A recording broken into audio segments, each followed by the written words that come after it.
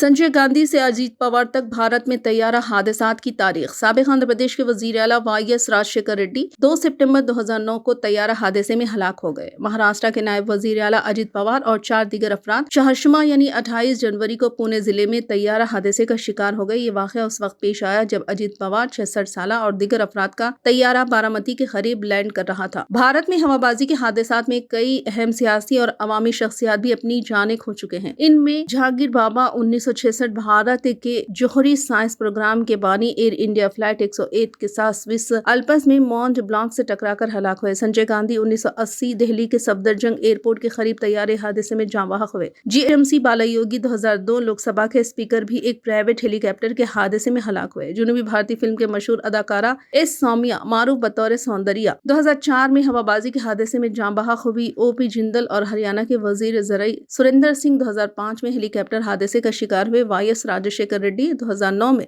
डोरजी खंडू 2011 में, जनरल बैनुर रावत 2021 में और साबिक गुजरात के वजीर आला विजय रूपानी 2025 में हवाबाजी के हादसात में हलाक हुए। अजीत पवार का तैयारा हादसे के बाद वजीर आजम नरेंद्र मोदी और वजीर दाखिला अमित शाह ने महाराष्ट्र के वजीर आला देवेंद्र फडणवीस से टेलीफोन पर राब्ता किया। पुलिस और मुकामी इंतजामिया के मुताबिक तैयारा बारामती के करीब लैंड करते हुए हादसे का शिकार हुआ। जाए वक़्त से आग, धुआं और मलबे की तस्वीर मौसूल हुई, जबकि जख्मियों को करीबी हॉस्पिटल में मुंतकिल किया गया। ये वाक़या सुबह 9 बजे पेश आया, यानी तैयारा मुंबई से रवाना होने के 1 घंटे बाद ये हादसा पेश आया। डीजीसीए के एहलकार भी हादसे की तहकीकात के लिए जाए वक़्त पर पहुंच चुके हैं और इब्तदाई तौर पर तैयारे के हादसे की वजूहात मालूम करने के लिए काम जारी है।